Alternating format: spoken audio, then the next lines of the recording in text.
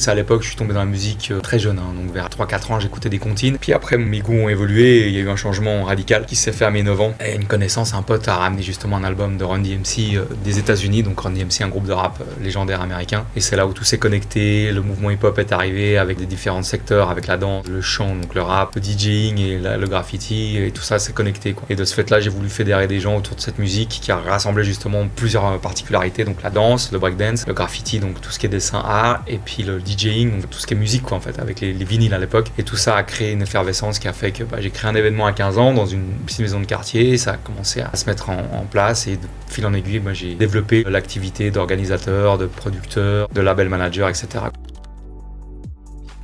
Ce qui m'a donné le goût d'unir les gens à travers la fête, c'est justement ça, quoi. On vient tous de la tribu. Et la tribu connecte par le chant ou par le tam-tam ou le djembé, enfin vous le définissez comme vous voulez. Et quand j'ai remarqué que vraiment tout le monde s'unissait à travers des musiques alors qu'était le rap à l'époque, avec sur les batteries, etc., ça m'a fait switcher, quoi.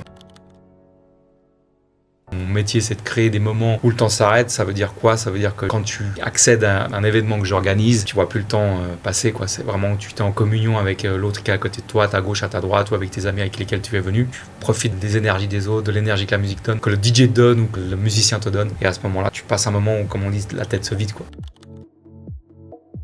La façon de le consommer, si je peux dire un petit peu brutalement, c'est-à-dire qu'il y a eu un moment, le monde s'est arrêté pour des questions sanitaires et ça a changé intrinsèquement et vraiment profondément la vie de tout le monde. À l'époque où on avait la semaine du travail et le week-end où on passait du temps à justement sortir un petit peu de cet embrigadement-là, par le biais de la fête, par le biais de la musique, par le biais de rassembler les gens autour d'un verre ou autour d'un feu ou peu importe, et le Covid a fait changer tout ça. Puis après, il y a aussi de l'économie qui change, enfin voilà. Donc c'est de l'évolution. Je ne sais pas si c'est un changement, c'est positif, mais en gros, ça a évolué dans ce sens-là. J'ai remarqué que les jeunes générations ne consomment plus le monde de la nuit comme avant, à part sur les gros rassemblements comme les festivals et autres, mais où malheureusement tu les vois encore, ils sont avec leur téléphone, quoi, et ils profitent pas justement de cette énergie du moment, cette communion, quoi. Et moi, c'est ce que je veux essayer de réinstaurer, c'est poser les téléphones, communier entre vous, regardez votre voisin, votre voisine, parler lui, danser avec, enfin vraiment échanger des énergies pour vraiment vivre le moment pleinement et arrêter de filmer. Ça donne une distance au moment vécu.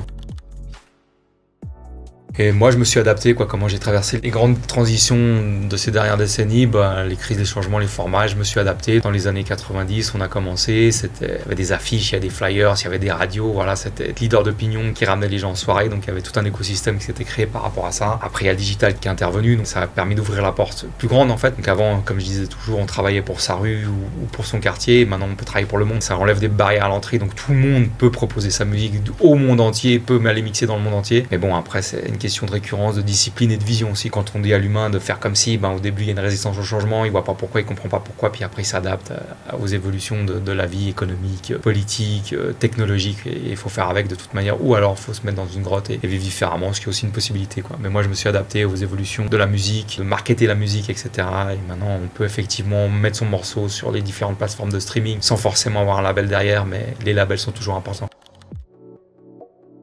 Voilà, c'est une évolution, il faut juste être conscient du marché, être assez intéressé par la musique pour pouvoir comprendre les changements et voilà, et changer son entourage aussi, ou greffer des gens plus jeunes qui vivent différemment les choses, quoi. Donc c'est important de rester ouvert, de toujours s'unir avec les différentes générations. Et la musique, c'est encore un des seuls vecteurs, je trouve, où on peut unir les gens de manière, sans parler de religion, sans forcément parler de culture, sans forcément parler de couleur, d'ethnie, enfin, etc., quoi. C'est encore quelque chose qui fédère vraiment, parce que ça fait appel, je pense, au cerveau reptilien. Tout le temps, les tribus sont chantées, de tout le temps, les tribus ont joué des instruments pour unir, justement, pour passer un moment de communion. Et voilà, donc ça n'a pas changé par contre. Alors Guru, c'est vraiment une expérience. D'ailleurs, le label s'appelle Guru Experience parce que je veux créer un univers, une immersion quand il y aura des soirées déclinées de ce nom-là. Vraiment une immersion dans un monde UV, donc c'est tout ce qui est un peu, si vous voulez, pour schématiser un peu le monde Avatar, quoi. Donc ça va être lumineux, ça va être luminescent, ça va être réfléchissant, ça va faire une tribu, on va faire qu'un. Et tout ça sera uni par le fait de la puissance des rythmes qu'on va mettre en avant, donc principalement de Latin House, Afro House, enfin vraiment tout ce qui est percussion, parce que tout ce qui est percussion, ça prend les gens au trip, quoi. C'est comme la basse aussi, ça prend les gens au trip et ça fait qu'on peut s'abandonner.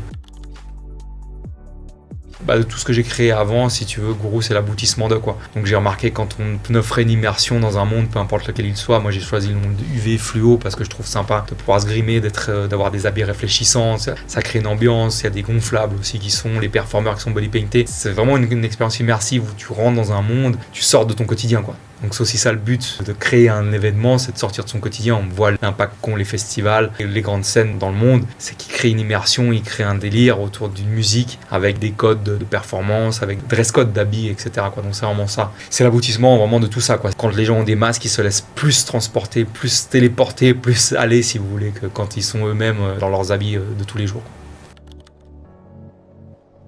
C'est juste pour partager tout ce que j'ai remarqué, tout ce que j'ai conscientisé pendant ces années d'organisation.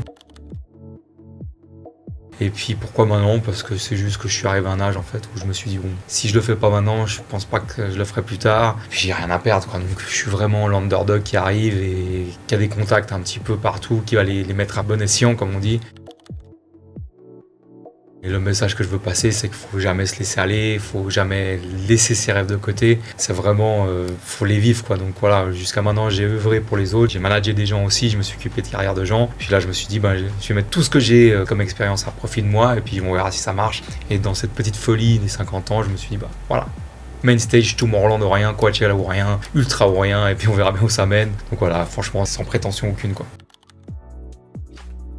Donc le mantra de gourou, effectivement, mon mantra de gourou, il parle beaucoup d'attention, de stabilité, de lien, parce que en fait la philosophie veut dire que quand tu restes focus sur quelque chose, tu exclus les autres, tu vois. Et quand tu donnes de l'attention à tout le monde, je sais pas si vous avez remarqué justement les gens qui officient en tant que DJ, ils sont toujours en train de regarder le public, de communiquer avec eux, surtout dans cette musique électronique où c'est pas forcément les sons qui parlent, mais l'ambiance, l'énergie que vous mettez en œuvre qui fait que les gens se réunissent, se communient à ce moment-là. Donc c'est pour ça qu'il faut créer de l'attention, donc, voir ces gens, voir le public et le sensibiliser à ça, le sensibiliser à ceux qui sont à côté d'eux, vraiment créer une communion. Et pour ça, il faut une stabilité effectivement. Donc si on crée des divergences dans la musique ou des choses comme ça, les gens vont se perdre, vont pas comprendre. Donc en mettant une sorte de prêche en place, de prière en place par la musique, par la répétition, ça va unir les gens, unir les corps, unir les âmes, et là ça crée un lien, une stabilité, et là on va être plus fort. Et effectivement, c'est une philosophie qui est d'unir par l'attention quoi. Et après ça tombe sur la stabilité, le lien, mais tout ça vient du fait de cette musique qui va être envoûtante. Et là les gens vont communiquer, connecter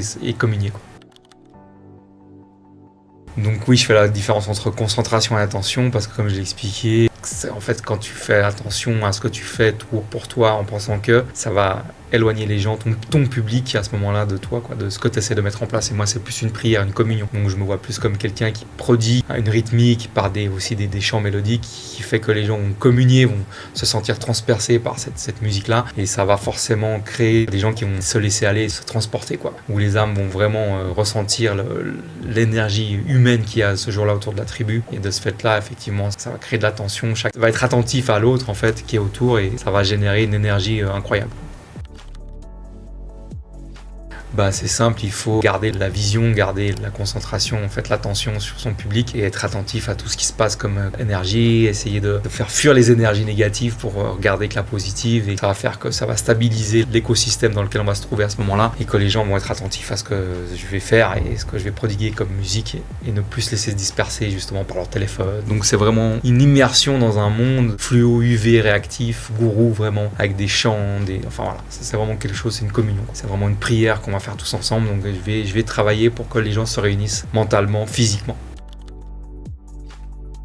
En gros, pour la nouvelle génération, il y a plein de nouveaux organisateurs qui se mettent en place, qui lâchent pas l'affaire. On a besoin de ça, on a besoin de se réunir, on a besoin d'avoir un leitmotiv pour se toucher, se voir, se sentir, se ressentir, vibrer et tout ça. Et avec les écrans, ça met une certaine barrière qui font qu'on se touche plus, et l'humain, on doit se toucher, on doit se voir, on doit se sentir, on doit communier, on doit partager des choses, que ce soit des vibrations ou des paroles ou des énergies. Et il faut que les organisateurs continuent à créer des grandes messes, continuent à organiser des soirées, qu'elles soient petites ou grandes, pour continuer quoi. L'évolution de la fête, je le vois. Je pense que ça restera toujours ancré, c'est humain en fait. De tout temps, je le répète, tout au long de l'histoire, je pense que les gens se sont réunis autour d'un feu avec de la musique, Et ça a fait vibrer les âmes, et ça a fait ressentir aux gens qu'ils étaient humains de cette façon-là, Je pense la proportion, à perdre un petit peu ce côté humain du fait de la digitalisation, de la numérisation, de la technologie qui se met en place, qui est quelque chose de bien, faut voir les bons côtés, mais il faut continuer à créer des rassemblements humains, Donc, et on voit l'ampleur qu'il y a auprès des nouvelles générations, tous ces rassemblements qui se font dans le monde entier, que ça soit à Toulouse, que ça soit à Miami, que ça soit à Barcelone, que ça soit dans le monde entier, à Berlin. On voit que les grandes messes ont encore de bel avenir devant elles, et il faut continuer à faire ça, Donc j'encourage les gens à pas lâcher l'affaire, à vraiment continuer à produire, à continuer à mixer, à continuer à organiser, à fédérer des petites, des grandes, des moyennes, que l'humain se réunisse, C'est important.